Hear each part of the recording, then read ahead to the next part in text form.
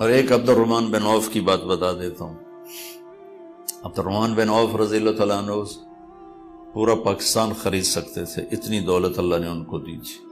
ان کو اللہ کے نبی نے دعا دی تھی جس کی وجہ سے وہ کہتے میں مٹی کو بھی ہاتھ لگاتا ہوں تو سونا بن جاتا. تو ان کو اللہ کے نبی نے ٹائٹل دیا تھا کہ عبد الرحمن رحمان کا تاجر ہے. تو عبد الرحمن بن عوف رضی اللہ تعالیٰ عنہ فرمایا کرتے تھے کہ میری تجارت کے 4 اصول تھے. یہ بھی سارے نبوت سے ملے ہوئے ہیں، نبوت سے ملے. فرمایا کبھی ادھار نہیں خریدا.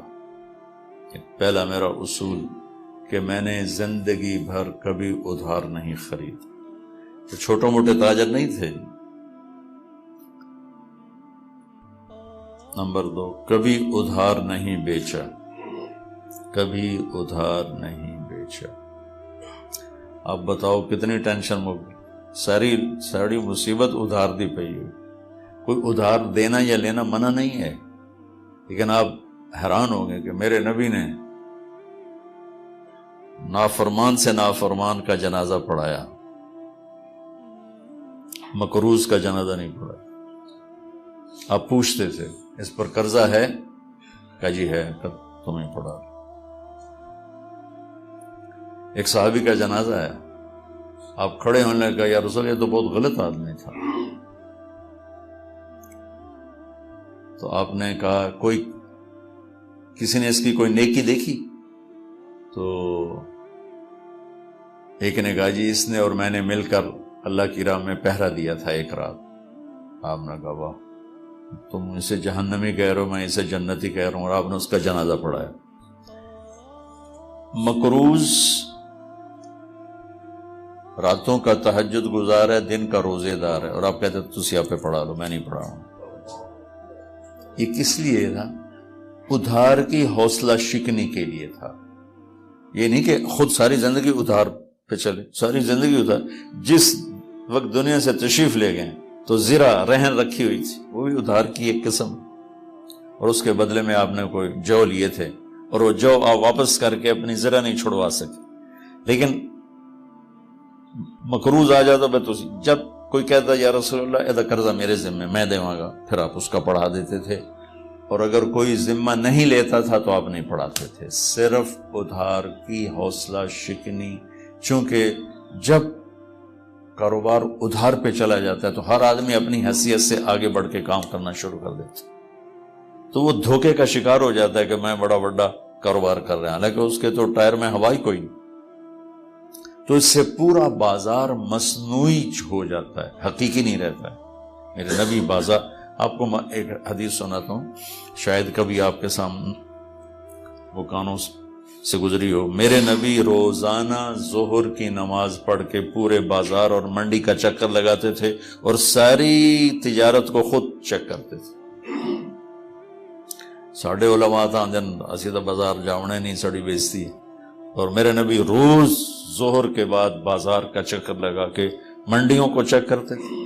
ایک مشہور واقعہ ہے وہ اسی چیکنگ کا ہے کہ بارش ہوئی تھی، آپ منڈی کا چکر لگا رہے ہیں، غلے کا ڈھیر خشک پڑا ہوا ہے. آپ کو خیال ہے بارش ہوئی ہے تو ایک خشک کیوں میں پہ؟ تو آپ نے اندر ہاتھ ڈال کے مٹھی نکالی تو وہ ساری گیلی. تو آپ نے کہا ایک ہی کی تھی؟ کہا جی وہ بارش کی وجہ سے گیلا ہو گیا تھا تو میں نے نیچے سے خشک اوپر کر دیا، گیلا اندر کر رہے بے چلو بے کو جاوے. تو آپ فرمایا گیلا باہر نکالو، خشک اندر لے جا. پھر یہ عظیم قول فرمایا من غش فلیس منا، جس نے دھوکہ دیا میری امت سے نکل گیا.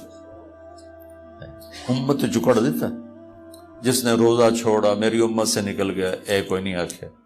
جس نے نماز چھوڑی میری امت سے نکل گیا، جس نے دھوکہ دیا میری امت سے نکل گیا، فلیس منا. تو بازار کو صحیح رکھنے کے لیے جھوٹ کی ادھار کی حوصلہ شکنی فرما. آپ تشریف فرماتے آپ نے یوں کیا، اوہ ہوئے ہوئے ایسے زور سے ہاتھ مارا، اوہ ہوئے ہوئے سب ڈر گئے. تو اس وقت تو کسی کو ہمت نہیں ہوئی پوچھنے کی. اگلے دن ایک صحابی ہیں محمد بن عبداللہ بن جحش ان کا نام بھی محمد. کہا یا رسول اللہ کل آپ نے یہ کیا, اوئے ہوئے ہو کیا ہو؟ کہ جبریل میرے پاس آیا تھا اس وقت اور مجھے کہہ کر گیا تھا یا رسول اللہ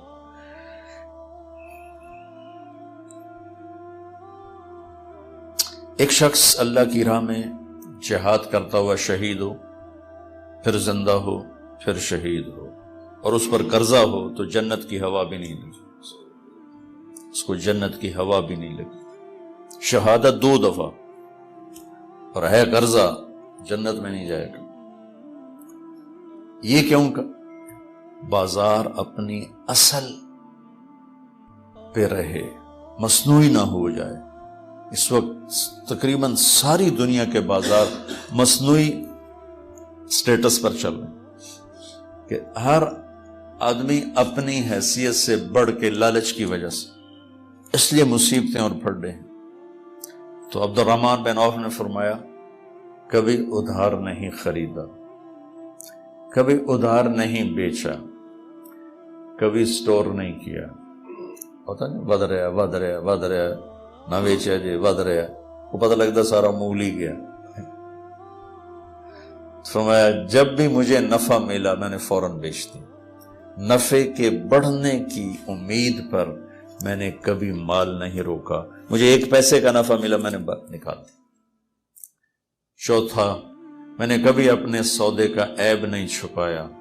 کوئی اس میں عیب ہے ظاہر کر کے اب اس میں یہ ہے, اب لینا ہے تو اب لے لیں. یہ میرے نبی کی تجارت کا حسن ہے, آپ لے لیں آپ کو بہت نفع ہوگا. تو پوری زندگی کا حسن تو نہ کوئی بیان کر سکتا نہ ہوگا.